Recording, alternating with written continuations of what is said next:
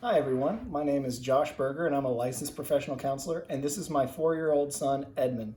Can you say hi, Edmund? Hi!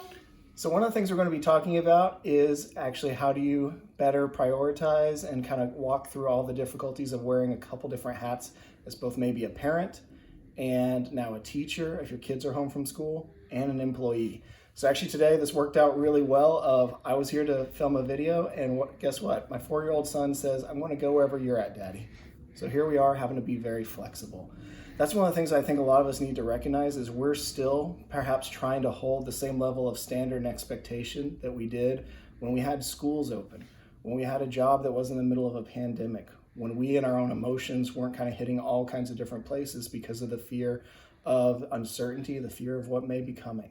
So if you're sitting out there and you're finding yourself being very frazzled, there's actually a term for that. It's called basically the idea of switching prioritization or prioritization lag.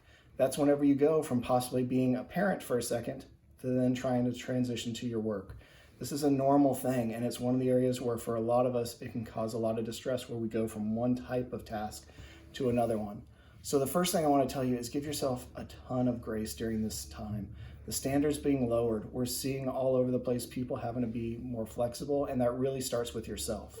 Now, we don't have control over our initial emotions, but we can learn how to navigate things. We can learn how to better react whenever our kids come in and jump in the middle of a Zoom conference call, or they're needing help on a school subject for the 10th time as you're trying to cook.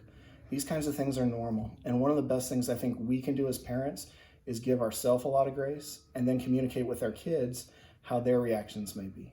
For children right now, they're not going to come up to mom and dad naturally, at least most aren't, and say, I'm uncertain of the future. They're going to bounce off the walls. They're going to push boundaries with their brother or sister.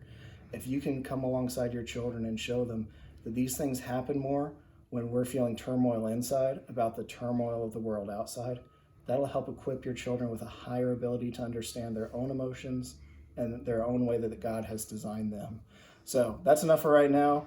Really appreciate y'all watching this. And Edmund, would you like to say goodbye to everyone? Goodbye! All right. Thanks everyone for checking in.